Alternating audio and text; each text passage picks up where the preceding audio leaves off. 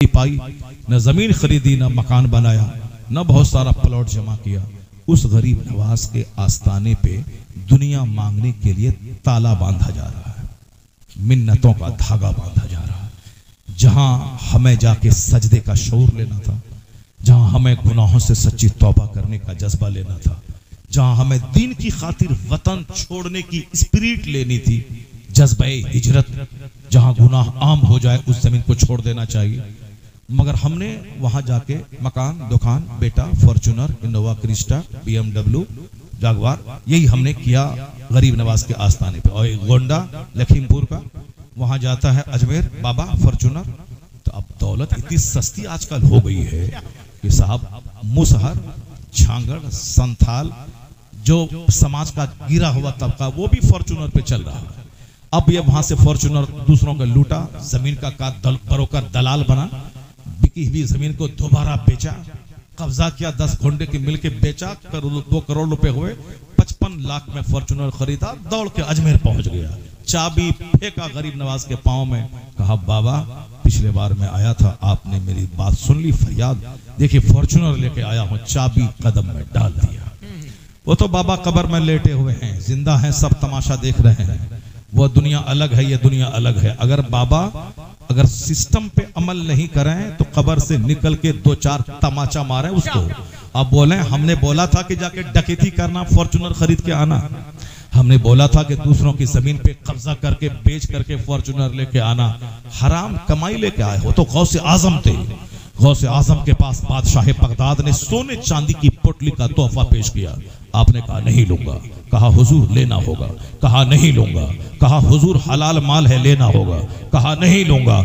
जब जिद करने लगा तो गौसे आजम ने पोटली को निचोड़ा, वहां से खून टपकना शुरू हो गया, खून टपकने लगा। और क्या कहा, अगर शरीयत की रोक मेरी जबान पे नहीं होती तो मैं बता देता कि तू क्या खा के आया है, क्या घर में छोड़ के आया है।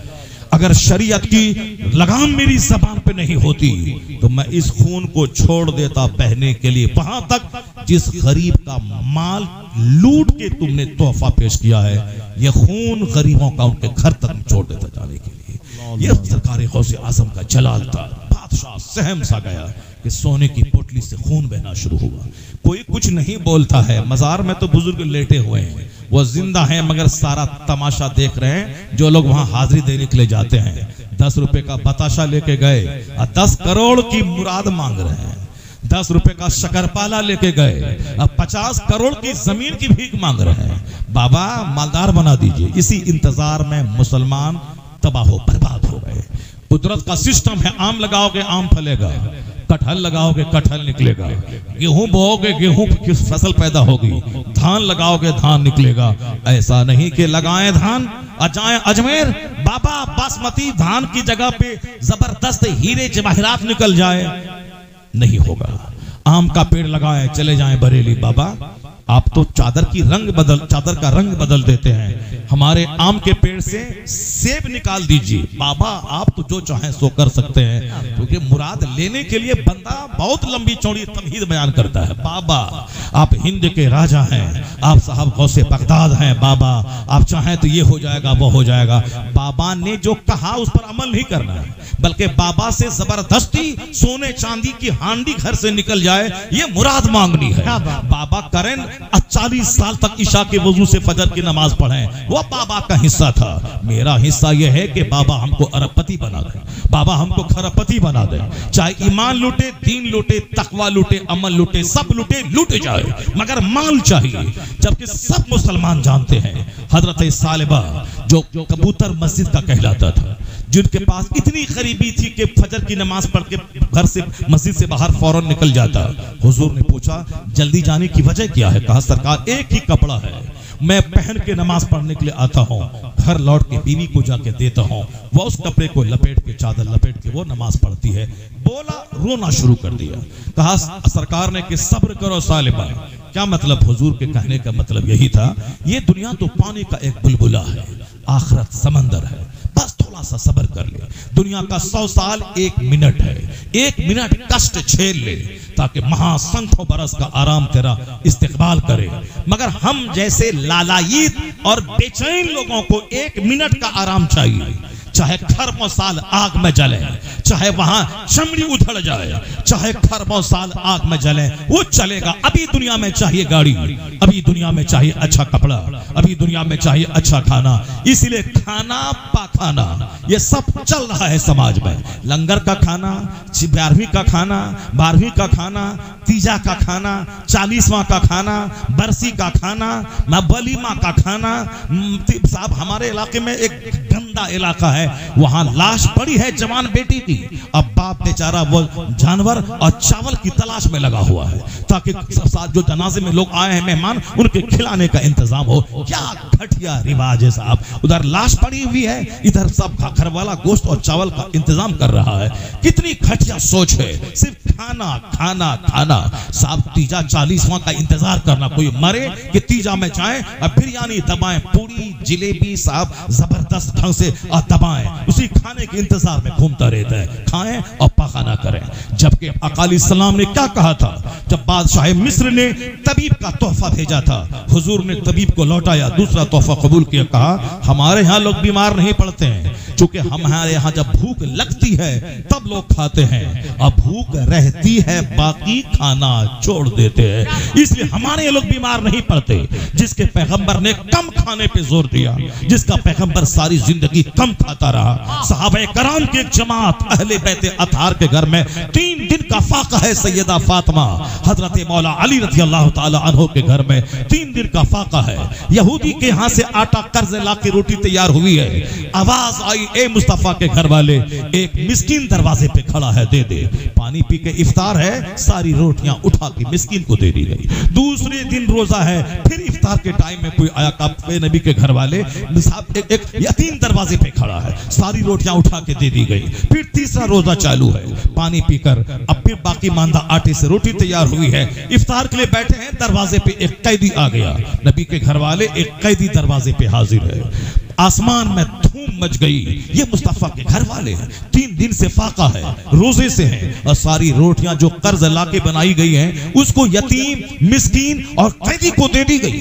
ऐसे यह लोग होते हैं जो दूसरों की भूख को अपनी भूख पर तरजीह देते हैं, दूसरों की जरूरतों को अपनी जरूरत पर तरजीह देते हैं। कुरान की आयत नाजिल हुई, वयुतइमूना तआम अला हुब्बिही यतीमों व मिस्कीनों व असीरा।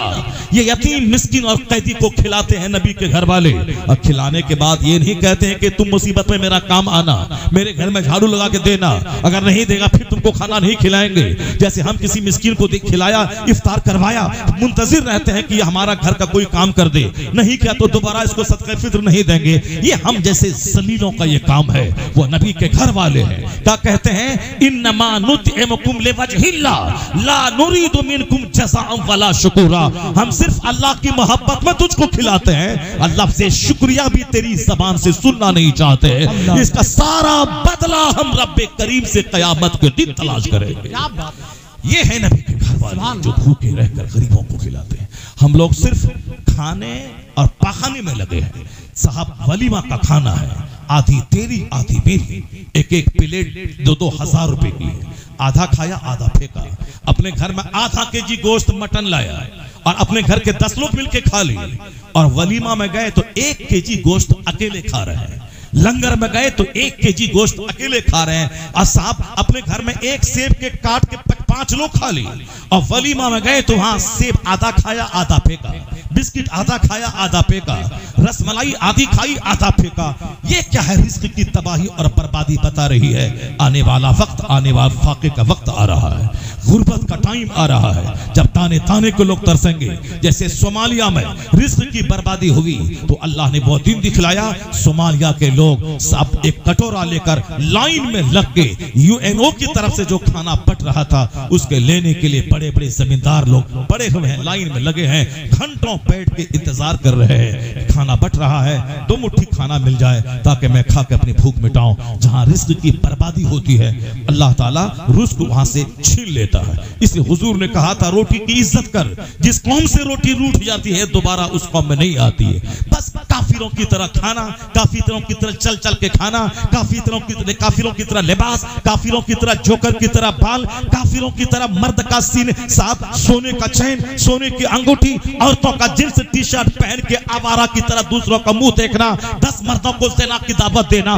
ये काम कुफार और मुशरिकीन का हो सकता है। मुसलमान की बेटी मुसलमान के बेटों का नहीं, क्योंकि उसके यहाँ कोई मॉडल नहीं है। इसीलिए वह लोग कभी किसी करीना को देखें, कैटरीना को देखें, अमिताभ को देखें, अजय देवगन को देखें, क्रिकेटर को देखें, हॉकी खेलने वाले को देखें, किसी नाचने वाली को देखें। हमारे लिए मॉडल अल्लाह ने मुस्तफा को बनाया है, मुस्तफा के घर वालों को बनाया है। हमारे लिए मॉडल मुस्तफा के अहले बैत है। हुजूर कहते हैं मेरे सहाबा सितारों की तरह है, जिसकी पैरवी करेगा राह रास्त पाएगा। ये अहले बैत कश्ती नूह की तरह है, अहले बैत पे सवार हो जा। तुम्हारे दरमियान दो चीज छोड़ के मैं जा रहा हूं, एक कुरान और एक अहले बैत। कुरान पढ़ना यह थ्योरी है, अहले बैत उस पर प्रैक्टिकल में अमल करके दिखाता है। कुरान ने कहा गरीब मिस्किन को खिला, अहले बैत ने गरीब मिस्किन को खिला के प्रैक्टिकल में करके दिखा दिया। कुरान थ्योरी है, अहले बैत प्रैक्टिकल करता है। तो अहले बैत से मोहब्बत कर ताकि जीने का शऊर मिले, कुरान पढ़ ताकि नजरिए हयात मिले, मुस्तफा को देख तो मुस्तफा को आइडियल मॉडल बना, उनकी नकल कर, उनकी पैरवी कर, उनकी सुन्नतों पे चल। औरतें मुस्तफा की बेटियां, बेटी फातिमा ज़हरा को मॉडल माने, पर्दे में रहे। कुरान कहता करना फी बयूते कुन्ना वला तबर्रजना तबर्रुजल जाहिलिया। ए मुसलमान औरतों अपने घर में ठहरी रहो, जाहिलियत के दौर की तरह आवारा औरतों की तरह मारे मारे मत फिरो। तुम घर में रहो, बरकत होगी, रहमत होगी, इज्जत होगी, नेक औलाद पैदा होगी। ऐसा नहीं होगा कि माँ आवारा फिरती रहे और बेटा कुतुब हो जाए, अब बाप लुच्चा लफंगा रहे, काफिरों की तरह जिंदगी गुजारे और बेटा शरीफ नमाजी हो जाए। जिस तरह आम के पेट से कटहल नहीं निकलता, खेत से गेहूं के वहां से चावल नहीं होता, उसी तरह माँ बाप अगर बुरे हो कभी कोई अच्छा कुतुब अब्दाल बच्चा पैदा ना होगा। क्योंकि जब माँ हुई थी फातिमा ज़हरा और बाप हुए थे मौला अली, तब बेटा शहीदों का सरदार हसन और हुसैन पैदा हुआ। जब बाप हुए अबू साले मूसा जंगी दोस्त और माँ हुई सर से लेके पानी तक, सर से लेके पांव तक नेकी का पुतला, तब बेटा कयामत तक के वलियों का सरदार अब्दुल कादिर जिलानी की शक्ल में पैदा हुआ। जब बाप हुए मुफ्ती नकी अली खां और माँ हुई तहज्जुद गुजार, तब बेटा अहमद रजा खां पैदा हुआ। और जब बाप हुए मुफस्सिर आज़म हिंद और माँ हुई तहज्जुद गुजार, अपने ज़ेवरात को बेचकर मंजर इस्लाम की तनख्वाह, उनके मुदर्रिसिन की तनख्वाह दिलाने वाली, तब बेटा 10 करोड़ मुरीदों का मुर्शिद अख्तर रजा खां अज़हरी ताजु शरिया बन के पैदा। नारे तकबीर, नारे रिसालत, फैज़ाने गौसे आज़म, दरगाहों को मेला बनाना छोड़ दें। औरतें सिर्फ गिरह बांध के रख लें। जब जुमा के लिए मस्जिद में नहीं जा सकती हो, जो आला इबादत है, फिर मेला में जाने का परमिशन किस इस्लाम ने दे दिया? फिर मज़ार पे जाने का परमिशन किस इस्लाम ने दे दिया? ईद और बकरीद की नमाज जब औरतों पे वाजिब नहीं है, जो साल में 2 नमाज बड़ी जबरदस्त नमाज होती है, तो फिर इन औरतों को मेला में जाने का परमिशन किसने दे दिया? शौहर के जिम्मे है महर की रकम, शौहर के जिम्मे है नानो नफका, शौहर के जिम्मे है अपनी औरत को कायदे से रिहाइश का इंतजाम करना, खुराक का इंतजाम करना। अगर तुम हमारी बीवी माँ का पाँव न दबाए, माँ के कपड़े न धोए, उस पर फर्ज वाजिब नहीं है। वो मेरे लिए है, मेरी माँ है, मैं माँ का पाँव दबाऊं, मेरी माँ है, मैं माँ का कपड़ा धोऊं, उसकी माँ नहीं है। अगर वो धोती है तो एहसान है, वरना अगर वो न धोती है तो उसके लिए कोई गुनाह नहीं है। अब कोई हम दबाव भी नहीं बना सकते हैं। ये सारी इज्जतें औरतों को दी गई हैं। तू घर में रानी बन के रहा, शौहर 5 लाख 10 लाख 2 लाख जो महर की रकम है वो देगा, तीनों टाइम जो भी खाना शौहर खाएगा वो खिलाएगा, अच्छा कपड़ा तुझको पहनाएगा। घर में अलग माँ के साथ नहीं रहना चाहते हो तो शौहर पे लाजिम है अपनी बीवी का इंतजाम अलग से कर दे। वो तुम्हारी माँ के साथ रहने के लिए मजबूर ना हो, उसको अलग इंतजाम कर दे। ये सारी इज्जत इसीलिए है ताकि तू मुत्तकी बन के रहे, परहेजगार बन के रहे, पर्दे में रहे, ताकि तेरी कोख का बच्चा आवारा नहीं, मुत्तकी परहेजगार बन के समाज का एक अच्छा फर्द बन सके। मगर ये क्या तमाशा है साहब, घर से बाहर निकलना, लोगों को साहब आवारा बनाना, साहब बाजार की जीनत बढ़ाना, मेला ठेला करना। मर्द पे लाजिम है कि वाज की महफिल में जाए और जो सुने वो अपने घर की खवातीन को आके बता दे। औरतों का वाज की महफिल में आना भी दुरुस्त नहीं है। जब जुमा की नमाज के लिए जाना दुरुस्त नहीं है तो वाज की महफिल में आना कैसे दुरुस्त है? उसके लिए पर्दा, पर्दा इल्लत है। पर्दा, पर्दे की वजह से आज उर्स के मौके पर क्या होता, मीटिंग पॉइंट, 5 लड़का आया, 5 लड़की को लेके भागा। साहब मेला में ही होता है साहब, औरतें हैं 90%, मर्द हैं 10%। अब वहां मिलने की जगह पहले हम दूसरों की मजम्मत करते थे। जब औरतें कहती थी मैं पूजा करने, तुझसे मिलने के बहाने में मंदिर आ गई। आज वही काम हमारे यहाँ हो रहा है कि तुझसे मिलने के बहाने में मजार पे आ गई। मजार पे आने का नाम मतलब है मिलने का बहाना। साहब 2-4-10 केसेस आ रहे हैं। इसलिए आला हजरत ने कहा था 4 हाथ आप मजार से दूर रह, फातिहा पढ़, बगैर हाथ लगाए वापस हो जा। औरतों के बारे में मत पूछ के जाना कैसा है। वो जब जाने के इरादे से निकलती हैं, वापस आने तक वो फरिश्तों की लानत में रहती हैं। जहां लानत बरसे वहां रहमत कहां से बरसे, वहां रहमत कहां बरसेगी? वो तो दूसरे लोग हैं जो दुनिया को पाप से भर दिया है। तुम घर में रहो, पर्दे में रहो, शौहर की दुआ कबूल होगी। अगर तू बेपर्दा रही तो शौहर खाने काबा के अंदर दुआ करे, उसकी दुआ रद्द हो जाएगी। इसलिए कि जिस तरह हराम खाने वाला वो खिलाफे काबा थाम के दुआ करे, उसकी दुआ कबूल नहीं होती। दुआ की कबूलियत के लिए हलाल ग़िज़ा शर्त है। और वो हदीस पाक का मफ़हूम है कि जिस कौम की औरतों के पायल की आवाज अजनबी मर्दों के कान में जाए, उस कौम के मर्दों की दुआ को अल्लाह रद्द कर देता है। तो तू अगर घर से बाहर निकली, अजनबी मर्दों की आंखों की जीनत बनी, तो तेरा मर्द अगर हज को भी जाएगा तो तेरे मर्द की दुआ रद्द हो जाएगी। अगर तू हराम खाएगा तो काबा में जाके दुआ करे, खिलाफे काबा थाम कर दुआ रद्द हो जाएगी। अगर तुझ पर हज फर्ज नहीं है तो हज के लिए बेचैन मत हो जा। नमाज फर्ज है, रोजा फर्ज है, इसको अदा कर। जब माल नहीं है तो ज़कात फर्ज नहीं है, जब माल नहीं है तो हज फर्ज नहीं है, तो नमाज पढ़ता नहीं है, उम्रा के लिए बेचैन है, नमाज नहीं पढ़ रहा है और हज के लिए बेचैन है। मदीना जाना है, मदीना जाने के लिए बेचैन मत हो जा। मदीने वाले मुस्तफा की बात मान, मस्जिद जा, नमाज़ें 5 जगाना बाजमात अदा कर। जो फर्ज नहीं है उसके लिए बेचैन है, और जो फर्ज है उसको छोड़ रहे हैं। यह ख्वाहिश शैतानी ख्वाहिश है।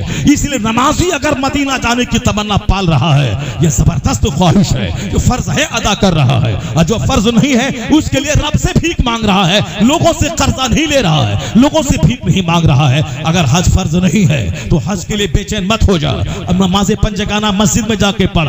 हलाल खा के मोहल्ले की मस्जिद में अगर दुआ मांगेगा तो हराम खा के जो दुआ काबा में कबूल ना हो, हलाल खा के मोहल्ले की छोटी सी मस्जिद में दुआ मांगेगा, कबूल हो जाएगी। क्या बात है हज़रत, वाह वाह वाह, सुभान अल्लाह सुभान अल्लाह, जिंदाबाद जिंदाबाद, नारे तकबीर, नारे रिसालत, फैज़ाने गौसे आज़म, मसलक आला हज़रत। इन्नल्लाह युहिब्बुल मुत्तकीन, अल्लाह मुत्तकीन से दोस्ती करता है, अल्लाह नेक लोगों से दोस्ती करता है। अल्लाह नेक लोगों को इज्जत, हुकूमत, राहत कल्ब, सारी नेमतें देता है। जिस दुनिया के लिए हम लालायित और बेचैन हैं, उस दुनिया की एक बात सुन लीजिए, कुरान पाक की एक आयत सुन लीजिए और मुस्तफ़ा की एक हदीस सुन लीजिए। उसके बाद फिर मैं आपसे रुखसत हो जा रहा। ए लड़का, ए बैठ जाओ।